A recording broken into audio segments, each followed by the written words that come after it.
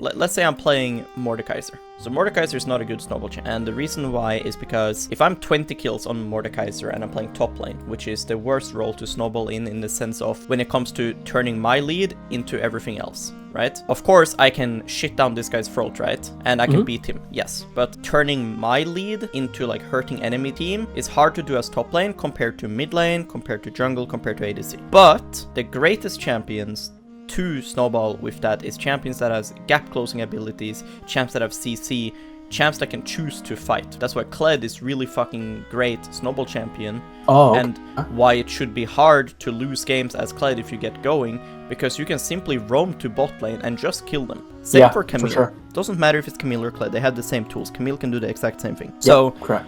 It shouldn't be that hard for you to snowball because of this, because you're not playing Nasus. If you're playing Nasus and you're fed as fuck, you can't just walk up to the guy and kill him. He has to choose to be in your W range. He has to choose to fight you, right? That's the problem with champs like Morde, is that people have to choose to fight you. If I press tab and I see Morde has 20 kills, I will just avoid him. If you're fed as AP Malphite, you just ulti every 60 seconds and it's a kill. That's how you have to view snowballing on Camille. Like, yeah, okay, I got a lead. Yeah, I'll win 1v1. Okay, I have a lot of options. I don't have just one option. If I'm fed as Illaoi, I usually only have one option, which is to rage split. But as Camille, I have many options. Yes, I can do that. I can push and I can play my 1v1. I can also just push and roam all the time. Get my TM out, push the wave and roam, push the wave and roam. And if I do that every 30 seconds, right, every wave I one-shot it and roam, by default, that should be very good for the game. I have a fucking hook shot, I can fucking CC people, I can gap close half the screen, I can point and click Jarvan ulti a guy. That's my problem when I looked at your OPGG and I see, like, you know, you have 2 items and somehow we're not able to, like, make anything happen, even though you ulti on Fiddle, he's dead, you ult on Yone, he's dead, you ult on Siggs, he's dead, you ult on Jinx, she's dead. If you're playing mid lane and you're playing, like, Syndra and you're fed, it's a lot harder to snowball than if you're playing LeBlanc and you're fed. LeBlanc can just jump forward and fight, and Camille can do that. So Camille, Kled, those type of champs shouldn't be a problem to snowball as long as your matchup isn't like too shit. Little bit harder versus Jax, because even if you have a slight lead, maybe he can still win 1v1 and then it gets hard to roam. But when you get to the point where you can push and roam freely, you should be able to do pretty amazing things as Camille. Yeah, just be careful about doing that auto, losing your passive versus doing that last auto, you know? Oh, okay. Because this passive can be very useful, right? If you don't trade later, because it's very long cooldown, it's like 18 seconds, right? You just, sometimes now you can't play. Because even though, okay, you might have won this trade, this guy fucking queued on your head, right? So you losing passive doesn't matter.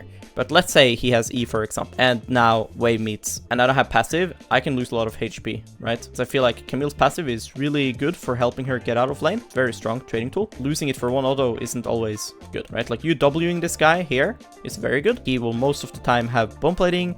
If you get rid of it, that's good. If he doesn't have bone plating and you just hit him, well, then that's great too. Yeah, I honestly thought he'd start E, so of course, that's why I would do the same thing. If he starts Q, is useless. That's why your W is good. If you're doing W and him doing Q is good for him, then yeah, your W is trash. But Q level 1 as Jax versus Camille is not good. So I mean, now knowing that he has Q, having grasp ready is pretty important.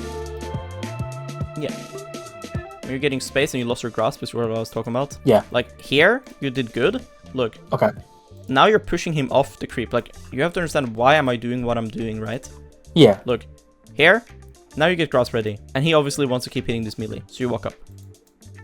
Now you stopped him, right? So should I walk back here and then you bait just him hit to... the minion again now. And then you just hit him if he hits. Look where he is. Yeah, why is your next click on him now? He's fucking in Africa, right? You don't care he's here. What does him being here do? He's not doing anything, right? Yeah, doesn't do anything. So right now, you just need to make sure that you keep your grasp and that you keep, you know, of course, pushing as well to get level 2 eventually, right? And when he comes in for the minion, then you would, like, look to play the game. But also, this W is trash when you know that he has Q. Yeah. Because, like, you could just keep autoing. Like, he has to farm, right? Like, that's the whole point of laning phase. You won't want to hit him, right? It makes sense because you stop him from the melee. Now, is he doing anything? He's way too far. Just let him chill and just hit the fucking minion. And then he has to farm this. It's obvious he's gonna Q it. Let's say now he just runs here and just tanks the W. Not only does he tank the W and let you heal, right? And he loses damage, he loses HP. He also loses minions. He's not gonna get to farm this unless he Qs to them. So that's why your W is bad. Your W didn't force you to, your W didn't force him to Q in. He feels forced to Q in because otherwise he's gonna lose just gold. So yeah, what happens here? He jumps on you.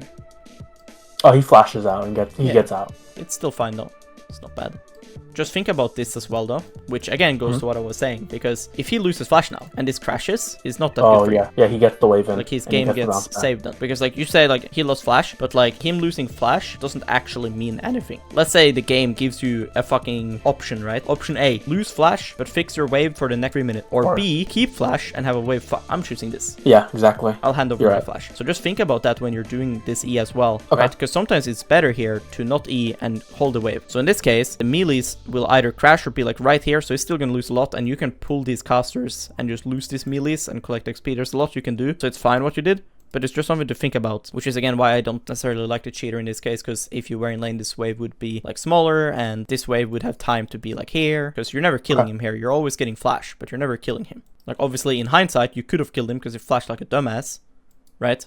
Like Yeah. you could have just actually reacted, I think, in this case. Yeah, I probably could. Yeah, my bad. But of course, easy to see in replay. So I mean, so far you might say like, I haven't really had impact. It's normal, the guy is killing himself. It's not bad to leash objectives if you have nothing to do, because obviously it creates more tempo for your jungler, right? But when you're making this play, enemy team is thinking, well, if we don't fucking get double kill bot, we can FF this game. When you guys fuck this guy, then they have to fuck these guys. So knowing this, shouldn't you now recall and then help bot lane so that they don't get fucked? You're right. I definitely should actually Right. here.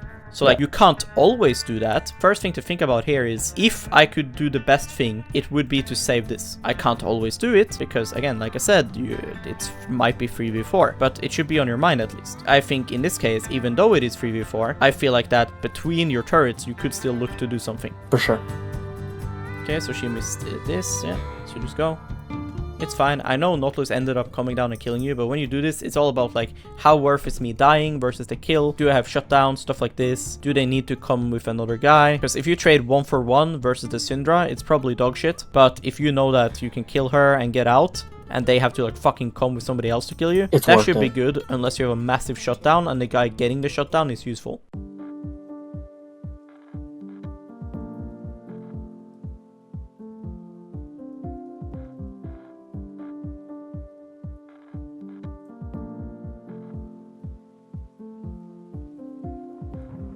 So we haven't gotten a single minion the past 5 minutes. That's a bit sad. So here, when we do Nash, you always gotta think, like, what's my job?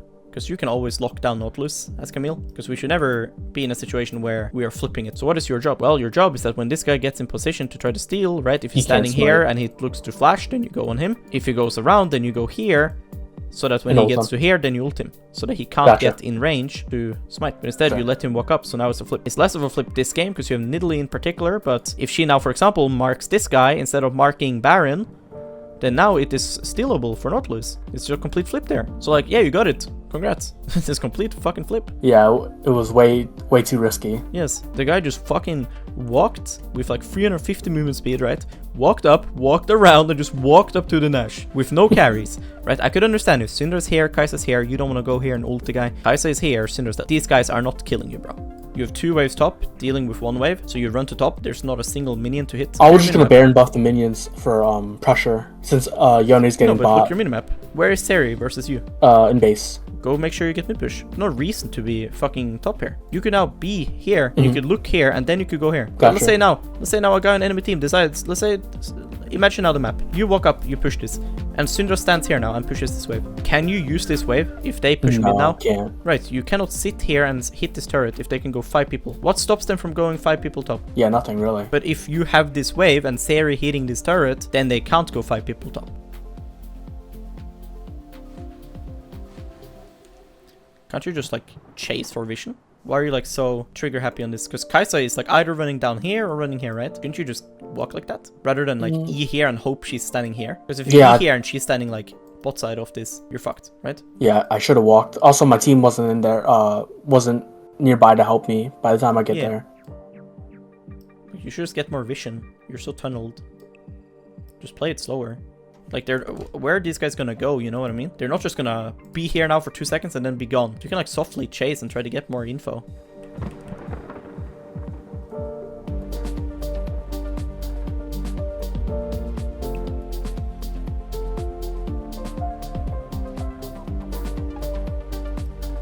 You didn't want to commit your R earlier? I wanted to I wanted to buffer the E. Yeah, but look, if you R him earlier, don't you just kill him? Look here. If you just R, his E, don't you just kill him? Or no? Yeah, here probably. Yeah, I could have already actually. Like, you shouldn't think about, oh, I want to save my ult.